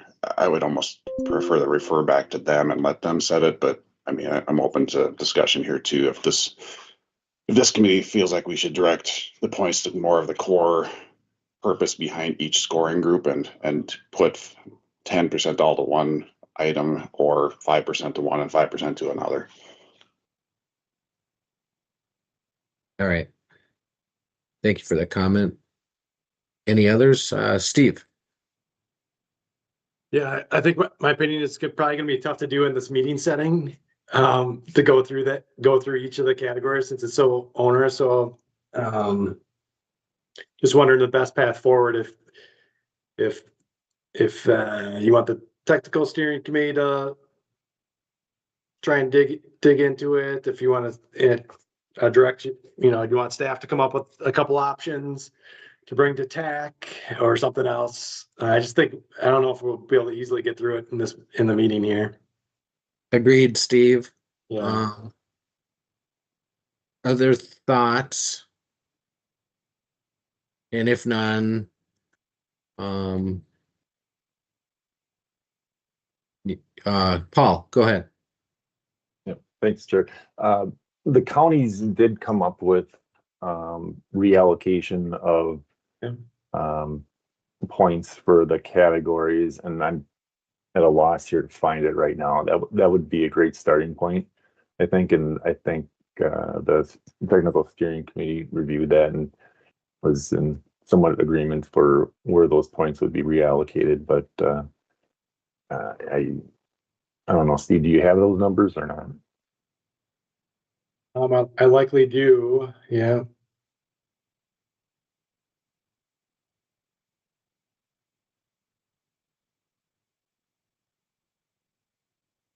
I don't know if Paul, are you looking for those numbers so that you can move to, provide or direct that allocation? Yeah, well, thank you, Mr. Chair. And I guess in the interest of time, I don't know if we would, there you go.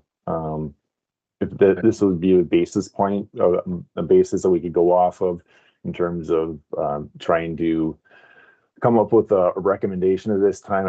It seems to me that we should try to come up with some recommendation to move it on to tab at this point, but I don't know, I guess that's under consideration yet or discussion if you need to do that at this point. In the interest of time, I would ask for a motion to that effect if somebody would want to make that.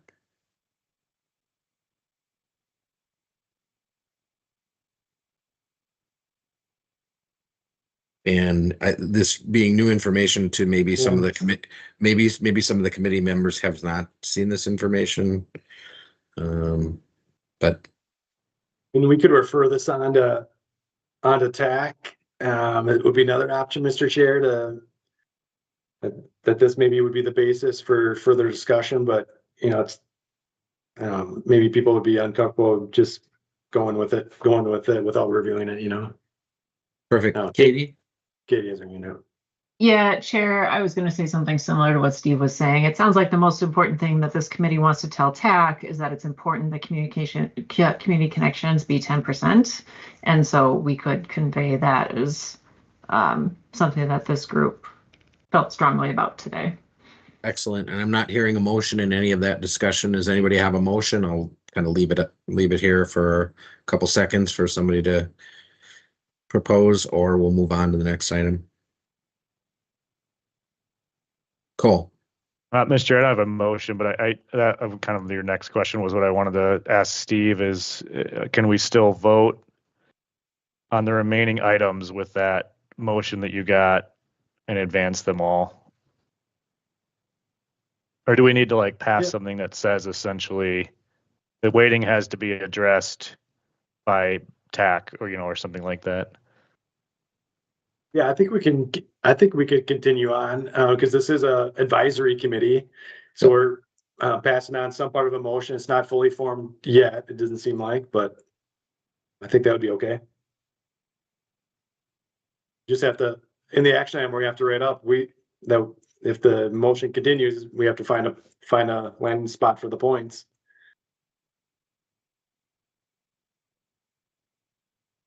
Darren. Thank you, Chair. Maybe a question for Steve. Say it goes through TAC and TAB actually is kind of nodding along with this. Would there be time to come back to the technical committees here to have a proposal and have them give approval of the scoring changes that would result from it? Or is there not time to do that? Yeah, thank you, Mr. Chair and Darren. Likely not time, although it does come back to this committee after the public comment period. So that would be a time where you could continue to make some tweaks. Yeah. I think we would. I mean, they could send it back. I mean, TAB could theoretically send it back for more input, and so that could happen. I'm changing my tune a little bit. That could happen. It'd delay the whole thing, but yeah. Okay. Let's try to get through, see how far we can get with the other items here. Then I'm not hearing a motion. Let's go on to number 7 and 2026-08, which is the active transportation solicitation scoring criteria and measure weighting. Yeah. Okay. Yeah. Thank you, Mr. Chair. So this refers back to the similar set of tables, but for the 3 active transportation categories. So again, community considerations is in this one. It's currently shown in the application at 20%. So if people want to make that the same motion as before or something different, just want to, for full information, it is shown at 20%. So if you did want to change, you'd have to make a motion to that effect for community considerations. I guess just on this one, I just want to make one point about the community considerations for this one specifically. So again, tying back to those state requirements, one of the requirements is to select projects or prioritize projects based upon the geographic equity and project benefits and emphasizing communities that have been historically or currently underrepresented. And a lot of these questions in the community considerations does help us meet that requirement. I mean, it doesn't say we have to weight it this way or that way, but that's kind of the role of the community considerations with these 3 categories specifically. And I'll note too, for the planning category too, right? It's a lot of what you're doing with planning projects is figuring out the needs for the community. So, I would hazard against maybe reducing it for some of these categories. Think of it differently than you would with the federal categories. So. All right. So thanks. You want to show your screen maybe of the actual action transmittal, that page 3? That might be helpful for people to see. Yeah. Joe, if you've got that up, go ahead. Otherwise, I'll pull it up. Sorry, I have like 4 of them up at the same time. I can do it. I got it right here. I think so as we see here with that geographic, I can zoom in a little bit so it's clearer. In the policymaker discussion, it's kind of a 2-pronged approach to that requirement, is where, the community consideration is kind of taking that scoring side, and then, in project selection side, they'll think about the geographic balance in the region as well as kind of part of this. So that's kind of that's how we structured the scoring measures for the AT category specifically. All right. Thank you. Any discussion? Darren. Thank you, Board Chair. I guess along the similar lines as the last discussion, not to belabor that, I guess Carver County's perspective would be to do the same adjustment to 15% instead of 20% for this category as well, just to be consistent across all categories. And I guess I would essentially make this the same motion as the previous agenda item for the active transportation. Thank you. Is that clear enough as far as the motion goes for staff? I think I'll just summarize and approve the weighting and scoring criteria and the measures for the 2026 active transportation solicitation with the amendment to reduce the community considerations by 5%. Is that clear, Darren? That looks just fine to me. Thank you. Yeah. Is there a second for that?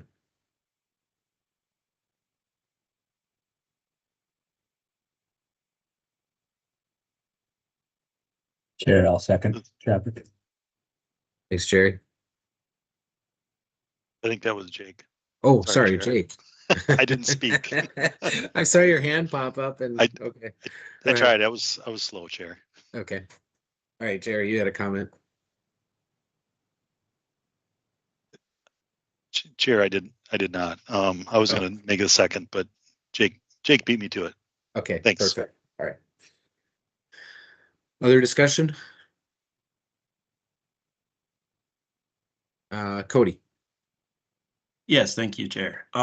So my only question is, because I understand traffic data, and that's why that made that last motion very difficult, because it's really hard to kind of navigate that without having the proper context. And I definitely see both sides, but on this one, it's more difficult for me because crash data and a lot of the data that is used to measure these kinds of outcomes is largely vehicle based.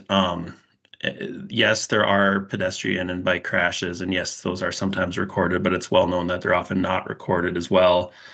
So I guess I'd like maybe for the motioner to just help clarify, I guess, especially given that we're kind of against a time crunch and there might not be kind of where do we put the extra 5% in this case too? What is the rationale before made sense because it's well-established data, it's well-established measurements. But I guess if this is just for pedestrians and bicycles and other people who roll and so forth, it seems a little fuzzier other than just to make it consistent, which is user-friendly, but any way to help kind of justify this would be helpful. Thank you. Thank you.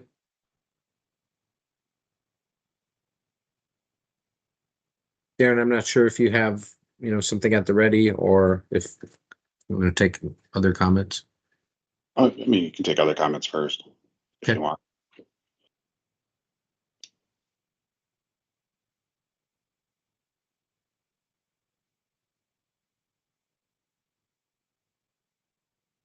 I'm not seeing any other comments. Is there a second for the motion? Oh, there is a second for the motion. Excuse me. I'm sorry. There's actually vying for a second there.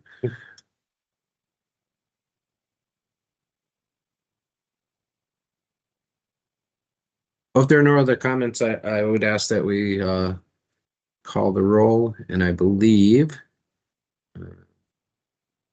we have Jed is helping out now, right?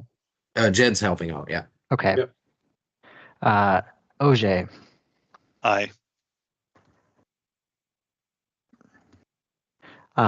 Milky, Aye. Chapek, Aye. Buell, Aye. Leisman, Nay. Rudolph, Aye. Dahlheimer, Aye. Mathis, Aye. Ellis, Aye. Kozlusher, Aye. Omi, Aye. White, No. Thompson, Aye. Weber, Aye. Janowiak, No. Scholl, Aye. Spooner Walsh, McCormick, Nay. Tag, Nay. Brown, Aye. Brown, Sorry, Okay. aye. Ao,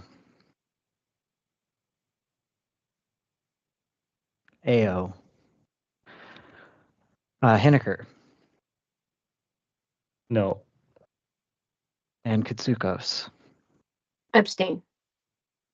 Chair, there were 14 ayes, 6 nays, and 1 abstention.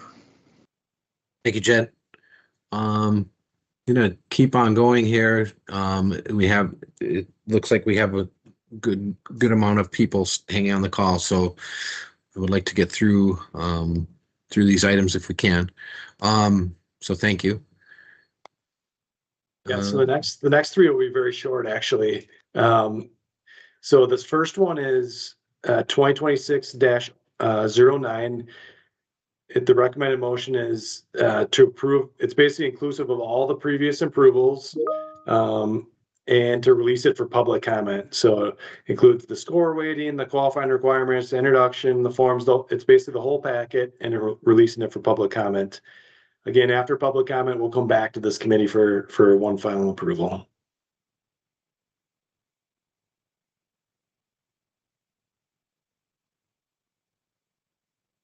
Russ, go ahead. Mr. Chair, so moved. Dahlheimer, second. Thank you. All right. Any discussion? If not, Jed, go ahead and call the roll. Ogier, Aye. Milky, Aye. Chapik, Aye. Buell, Aye. Leisman, Abstain. Rudolph, Aye. Dahlheimer, Aye. Mathis, Aye. Ellis,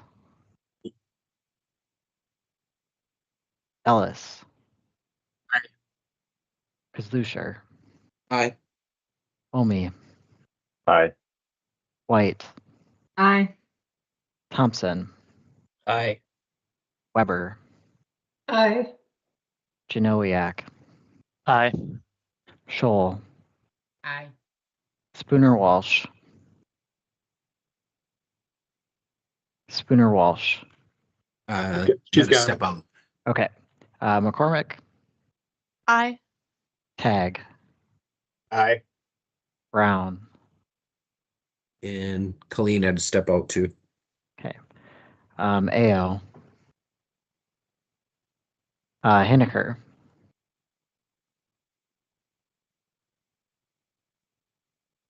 Cole Oh, Hinneker. sorry. Aye. Katsukos. Aye. Chair, there were 19 noes, or 19 ayes, no noes, and 1 abstention. Thank you. Next item, Steve, go ahead. I'll let you keep rolling. 2026-10, active transportation solicitation and release for public comment. Again, every approval you've made to date will be wrapped in the next draft of this, and it is to release it for public comment. Back to you, Mr. Chair. Thank you. Is there a motion? Move to approve, Robert Ellis. Thank you, Robert. Is there a second? I'll second. This is Paul. Thanks, Paul. Any discussion? Seeing none, Jed, let's call the roll. Ogier. Aye.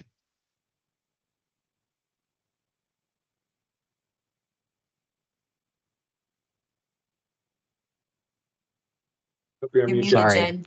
Muted myself. Milky. Aye. I was ready to say it anyway. Sorry. Okay. Chapik. Aye.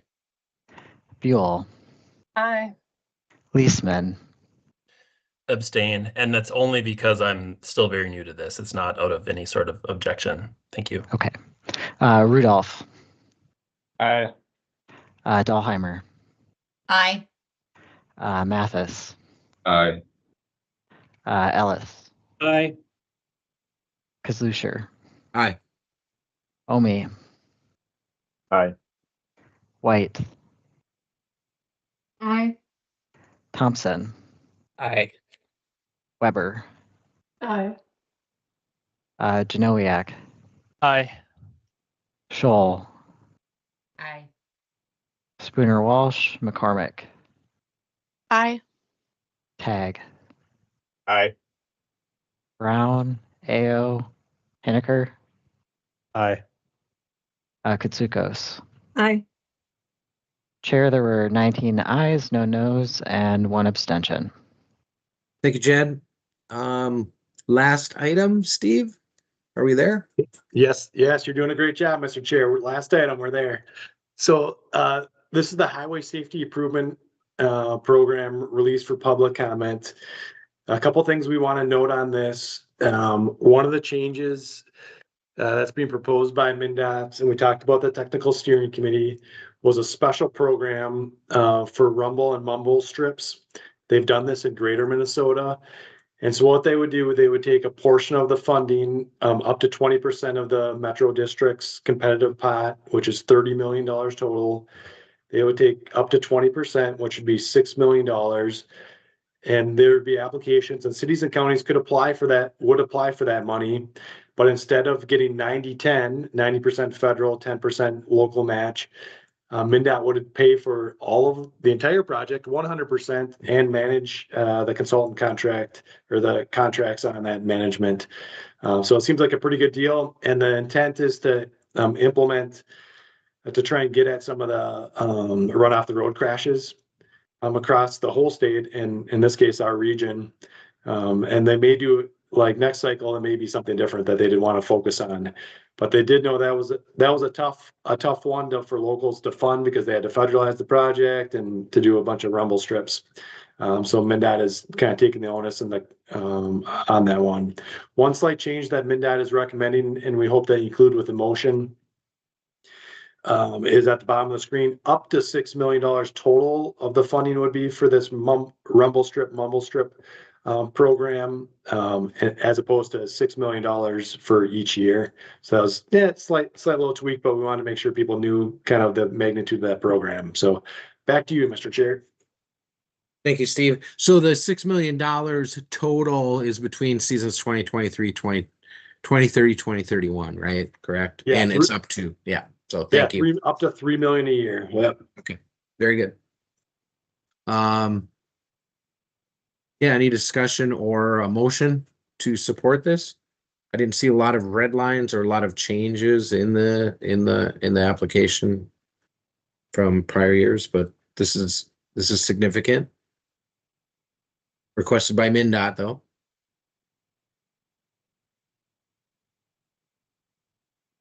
Mr. Chair, I'd move approval. This is like a great change. Thanks, Paul. Dahlheimer will second. Thank you, Maddie. I agree with both of you. I think it's a good change to be able to implement, a safety improvement that does not really fit the program, but I think I like the idea of a focus area by cycle. So, another discussion? Yeah, Mr. Chair, one clarification on the motion. Does that include the changes shown on the screen there, Paul Omi? Yes, it does. Okay. And I presumed it did. And Maddie, if you want to confirm your second. Yep, still second. Yeah, okay. Thank you. Thank you. Any other discussion? If not, Jed. Auger, Aye. Milky, Aye. Chapek. Aye. Buell, Aye. Leisman, Aye. Rudolph, Aye. Dahlheimer, Aye. Mathis, Aye. Ellis. Ellis. Aye. Kazusher. Aye. Omi. Aye. White. Aye.